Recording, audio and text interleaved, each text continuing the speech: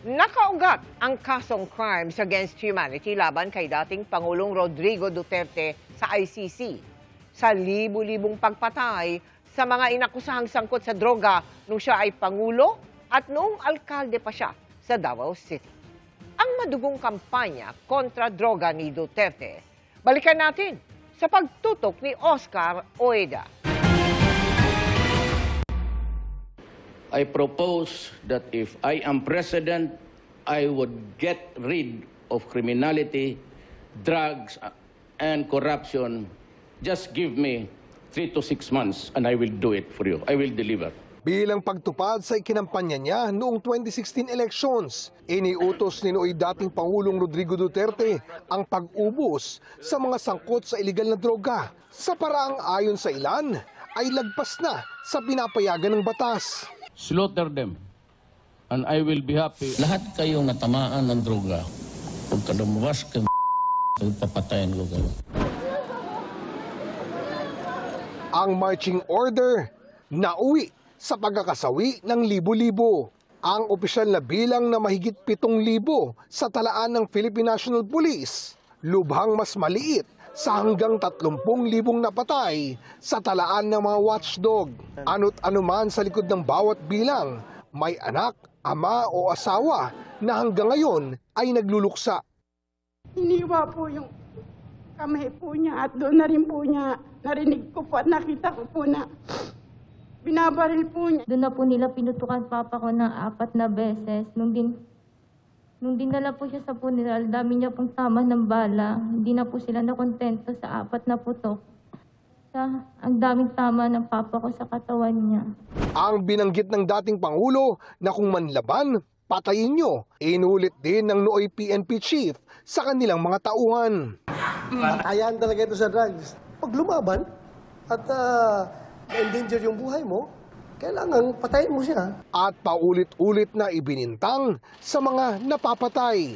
Tulad ng 17 taong gulang na estudyanteng si Kian de los Santos. Pinabulaanan ng mga saksi na siya'y nanlaban. Narinig ko siya, humingi siya ng tulong. Sabi niya, sir, wag po, sir. Nakaupo po siya, nakayuko. Sinabi niya, sir, wag po. Unang paputok, hindi ko na po alam kung saan pinaputukan. Hanggang sa kasunod-sunod na yung bala. Ang ibang pagpatay naman, ibinintang ng pulisya sa mga sindikato. Pagpatay parang, kala mo, parang pag maisipan, parang ganyan, na basta nalang babarilin yung tao. O sa mga vigilante, tulad ni Vincent Adya na nakaligtas na sana, pero habang ginagamot sa ospital ay pinagbabaril ng isang gunman. Ang iba naman, nadamay lang, tulad ng 3 taong gulang na si Maika na nasawi sa gitna ng buy-bust operation. Ang sinasabi po nila may bypass, pero wala po. Sa katunayan po, natutulog nga po kami noon. Bypass daw po, pero sahang pinasok ang bahay. Hindi mo gusto man mangyari na ganun. Pero happens.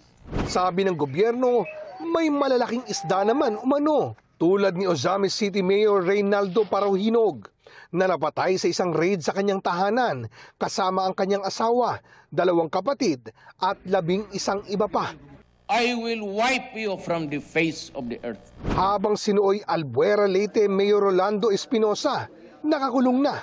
Pero hinainan pa rin ng search warrant kung saan umano siya nanlaban kaya napatay. Sabi ng NBI, murder, ganon, sabi police, sir, lumaban yun. O yun lang maniwala sa police. Ang drug war niya bilang Pangulo, sinasabing sinimulan niya sa Davao City noong mayor pa siya. Ayon sa pag-amin ng mga nagpakilalang miyembro ng Davao Death Squad.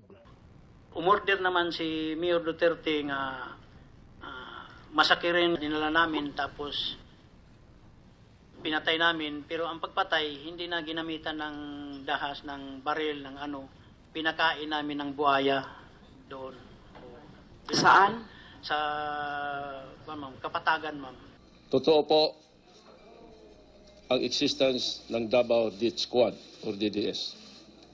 Si Edgar po ay isa sa membro namin At isa po ako sa pasimuno nito. Sa una pong pag-upo ni Mayor Duterte bilang mayor ng Davao City ay nag-umpisa niyo po kami na tinatawag ng salvaging ng mga tao. Ito po ay mga suspect na gumagawa ng krimen sa Davao about illegal drugs. Sa libo-libong individual, iilan pa lang ang nabigyan ng hustisya.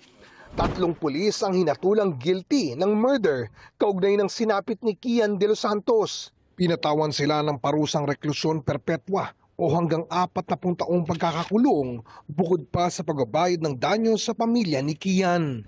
Guilty naman sa murder, torture at pagtatanim ng ebidensya ang isang pulis sa pagkamatay ni na Carl Angelo Arnaiz at Reynaldo Culot de Guzman. Habang 4 na pulis ang nahatulang guilty ng homicide sa pagkamatay ng mag-amang sina Luis at Gabriel Bonifacio sa gitna ng drug buy-bust operation. Lahat sila nangatwirang ginagawa lang ang kanilang trabaho. Ngayon, si Duterte naman ang nakaharap sa International Criminal Court. Depende sa kalalabasan ng confirmation of charges hearing kung tuluyan siyang lilitisin sa kanyang madugong kampanya kontra droga. Para sa GMA Integrated News, Oscar Oida, nakatutok, 24 oras.